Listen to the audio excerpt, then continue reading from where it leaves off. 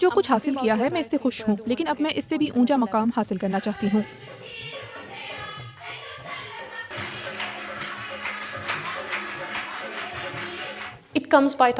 سچ کہوں تو یہ وقت کے ساتھ ساتھ آتا ہے، ہر چیز اپنا وقت لیتی ہے، یہ بھی وقت اور پریکٹس کے ساتھ آتا ہے، چاہے وہ گدے کا فٹ ورک ہو یا تالی یا پھر چہرے کے تاثرات۔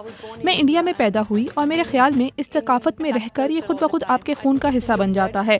اگر آپ گدے کو ڈانس فارم کی طرح دیکھیں تو آپ کو معلوم ہوگا کہ یہ محض جوش و خروش کا مظاہرہ نہیں ہے، گدے میں چہرے کے تاثرات کا بھی بہت اہم کردار ہوتا ہے، تاثرات اور جوش و خروش دونوں اسے خوبصورت بناتے ہیں۔ میرے خیال میں ڈانس آپ کو ذہنی اور جسمانی طور پر فٹ رکھتا ہے۔ ایشین کمیونٹیز میں بہت سے لوگوں کو ذہنی تناؤ کا سامنا رہتا ہے اور وہ اس بارے میں خاندان سے کسی سے بات نہیں کرتے۔ یہ گروپ ایسی ہی خواتین کے لیے ہے تاکہ وہ یہاں آئیں اور اپنا ذہنی تناؤ کم کر سکیں۔ گدہ انہیں پرسکون رہنے میں مددگار ہے۔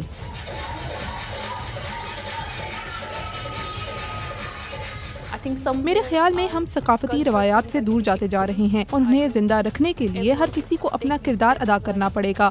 جو بھی نوجوان لڑکیاں گدے گروپ میں شامل ہو رہی ہیں وہ اپنی ثقافت کے مزید قریب ہو رہی ہیں اور اسے قائم رکھنے کی کوشش کر رہی ہیں۔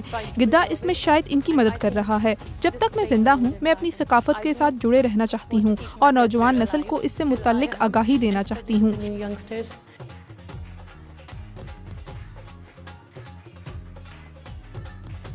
اس مقابلے حسن میں خوبصورتی کے ساتھ ساتھ ثقافتی روایات شامل تھیں۔ اپنی ثقافت کے بارے میں آگاہی اور خوبصورتی کی بنا پر ہمیں جج کیا گیا۔